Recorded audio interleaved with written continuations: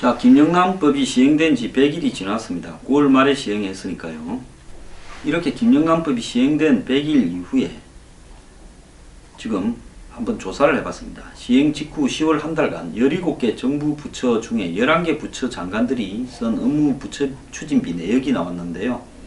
평균 432만원으로 그 전에 같은 달 569만원보다 137만원이 줄었다고 합니다.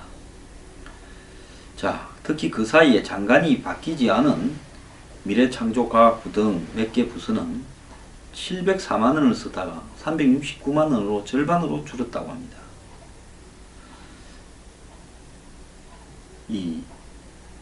특히 2015년에 10월에는 1097만원을 썼던 국방부 장관은 408만원만 써서 가장 적게 썼다는 겁니다. 그래서 이 보건복지부 같은 경우에는 행사 건수가 34건에서 16건으로 줄었고 비용도 988만원에서 400만원으로 줄었고 이런 식으로 실질적으로 김영란법이 효과가 나타나고 있습니다. 자, 그런데 이 김영란법의 또 다른 이 폐해들은 밥값을 각자 낸 것처럼 더치페이를 하고 신용카드를 여러 개 갖고 이렇게 하는데요. 서울 여의도나 광화문 등 고급 식당에서는 이런 수법도 있답니다. 먼저 돈을 맡겨 놓으면 식사를 할 땐 3만원씩만 받겠다라고 제안하는 경우도 있다고 합니다. 유흥업소들은 현금으로 결제하는 단골만 받고 있다고 합니다. 자, 현금을 갖다가 미리 같이 밥 먹을 사람들한테 나눠줬다가 너가 낸 것처럼 하라든지 또 먼저 돈을 갖다가 이렇게 맡겨놓고 식사할 때 3만원씩 받은 걸로 이렇게 정리한다든지 별별 수가 다 있다고 하는 겁니다. 그런데 김영란법이 필요하다는 것은 최순실이가 확실히 보여줘 버렸습니다. 이 김영란법의 이름을 만든 김영란 전 대법관이요. 자, 인터뷰를 했는데요. 앵커가 이렇게 물었습니다. 김영란법이 이렇게 해서 국민들이나 하위 공무원들은 3만, 5만원, 10만원 이런 어떤 틀들을 밥은 3만원, 뭐 선물은 5만원, 경조사는 10만원 이걸 지키려고 지금 애를 쓰고 있는데 정작 대통령하고 그 측근은 재벌 압박에서 수백억씩 기부금 내고 30억짜리 말 사도록 하고 측근들의 각종 사업 미뤄주도록 하고 이렇게 화가 나는데 이 모든 게 대가성이 없었다고 하는데 대가성 없이 한 건데 뭐가 문제냐고 하는데 어떻게 생각하냐 이래 물었습니다.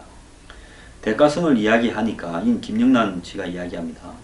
대가성 없이 막 친분관계로 이렇게 주고받고 해서 네트워크를 만들고 나중에 필요할 때 청탁을 하는 것 이것을 처벌할 수 없다라는 게 가장 문제여서 이 법을 만들게 되었다는 겁니다. 자, 두 번째는 부정한 청탁을 가까운 사람이 하고 상사가 하고 그럴 때 아주 가까운 친구하고 하고 이럴 때 우리가 노하면 굉장히 나쁜 사람이 되기 때문에 자기만 잘난 줄 아는 사람 그래서 외톨이가 되는 이런 문화를 갖다가 고치자는 의미로 만든 거다. 자, 최순실 사건에서 보면 우리가 노할 수 있는 문화 즉 이게 형성되려고 한다면 아예 이렇게 서로 간에 먹고 마시고 이런 것들이 차단되면 그런 것들이 자연스럽게 정리가 될 수 있지 않겠냐 이렇게 이야기를 하고 있습니다. 그래서 김영란 전 대법관은 화내고 쇼크를 받고 여기서 끝낼 게 아니라 지금부터라도 이걸 어떻게 제대로 풀어가서 고쳐가야 하는 거라 이런 문제에 대해서 우리가 깊은 고민을 해야 될 때다라고 말하고 있습니다. 근데 정작 박근혜 대통령은 이 김영란법에 대해서 유병헌 사건 직후에는 강력하게 이 김영란법을 주장을 하고 부패 척결을 주장을 합니다. 그러다가 나중에 이제 김영란법이 국회를 통과되고 시행되기 직전에는 국회가 이 법을 다시 좀 이렇게 뭐 경제력 활성화 운운하면서 좀 안 했으면 하는 투로 말이 바뀝니다. 2014년 9월 16일 박 대통령은 부정부패 척결을 위한 김영란법 국회가 뒷받침해주지 않으면 정부의 노력은 물거품이 된다 이렇게 말을 했는데요. 이 하루 전날 9월 15일 날 대구의 창조경제혁신센터에서 가서 박근혜 대통령은 이재용 부회장을 독대해서 삼성이 승마협회 회장사를 맡아 좋은 말을 사주고 훈련을 지원해 주라고 요청을 했습니다. 그래서 이듬해 2015년 삼성이 실제로 회장사를 맡아서 박근혜 대통령은 승마 선수들한테 글을 했는데 왜 박 대통령은 특정한 종목에만 관심을 가집니까? 정유라한테 하라는 이야기였겠지요. 자, 이 김영란법과 관련한 박근혜 대통령의 이중성이나 위선은 놀라울 정도라고 저는 보고 있습니다. 여러 차례 김영란법 통과를 촉구했는데 그 과정에서 청와대 안에서는 최순실과 관련한 청탁 또는 지시를 참모들에게 대기업 총수들에게 해온 것이 지금 검찰과 특검 수사에서 드러났습니다. 자, 2013년 5월에 국회에서 발의가 되고 2015년 3월에 이 법이 국회를 통과했는데요. 22개월 걸렸는데 10차례가 넘도록 법 통과의 필요성을 주장을 했습니다. 아까 말한 2014년 9월 16일까지 포함해서요. 그러면서 정의화 국회의장을 만나서 비정상 적폐를 척결하기 위해서 제도 개선이 필요하다. 국회가 김영란법 통과를 도와달라. 근데 JTBC는 따지고 보면 그 시점에 최순실을 위한 청탁을 하고 있었다는 겁니다. 자, 이 대통령이 김영란법을 부정부패 척결을 위해서 통과시켜 달라고 한 9월 16일에서 며칠 지나서 2014년 10월입니다. 박 대통령은 경제 살리기에 한 푼이 아까울 때 부정부패는 가득이나 어려운 국민을 부담으로 몰고 간다고 청와대 대수비에서 이야기를 합니다.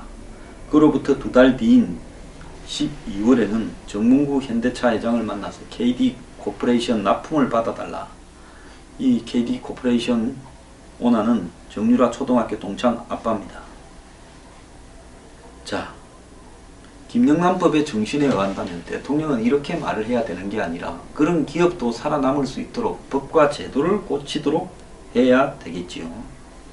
자, 그러면 김영란법의 통과가 2015년 3월 3일 있었습니다.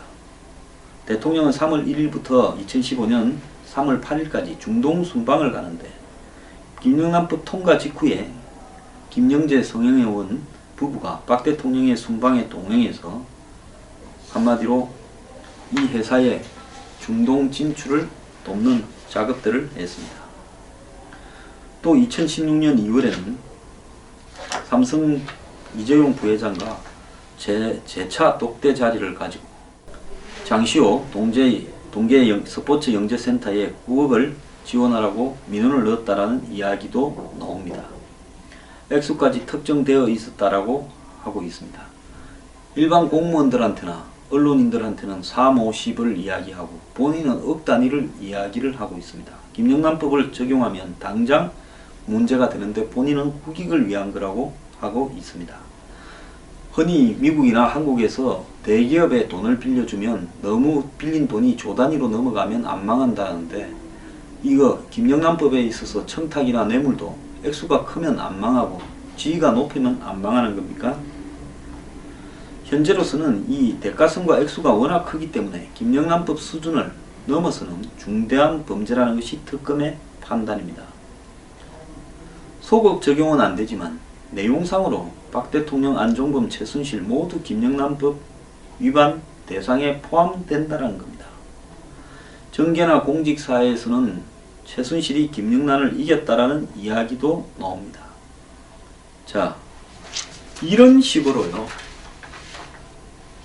국민들 앞에 위선적으로 이야기할 수가 있는 겁니까? 저는 이해가 가지 않습니다. 2015년 3월에 김영란법이 통과된 뒤에 안종범은 7월달에 대한항공 독일 지점장이던 고영태의 친척 고모 씨의 연임을 부탁을 했습니다. 그래서 실제로 이 사람은 이 최순실이 이걸 대통령에게 민원을 넣어서 경제수석을 시켜서 사기업까지도 인사청탁을 한 게 아닌가라고 해석이 되고 있습니다. 자, 저는 이번에 최순실 사태가 생기기 전에 김영란법을 시행해야 된다고 강력하게 이야기했습니다. 정치인들이 하기 싫은 법을 유병헌 사태 때문에 억지로 통과시키고 대기업들이 나서서 이걸 반대하고 식당 주인들이 반대하고 또 더 나아가서 언론이 반대를 할 때 제가 이야기를 했습니다. 대통령은 왜 2014년에는 찬성하더니만 2015년에 이 법이 통과된 이후부터는 왜 반대하는 기류로 돌아섰느냐. 저는 그때는 몰랐습니다.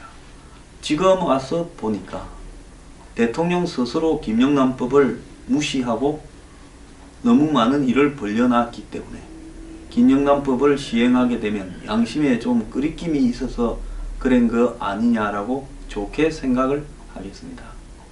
법을 정해놓고 권력자들은 그 법을 관계없이 지 마음대로 다 헤쳐먹고 밑에 있는 쫄병들만 법을 지키라 하면 법은 힘이 없고 지위가 낮은 사람한테만 적용되는 겁니까? 저도 김영란법 적용 이후에 누가 좀 만나자 해서 하기 싫은 사람 억지로 갔는데 김영란법 때문에 더치페이 하자 이런 식으로 해서 아예 그냥 더치페이 하기 싫으니까 내가 사고 말게 해서 손해를 좀 봤습니다. 저는 가난한 사람 아닙니까?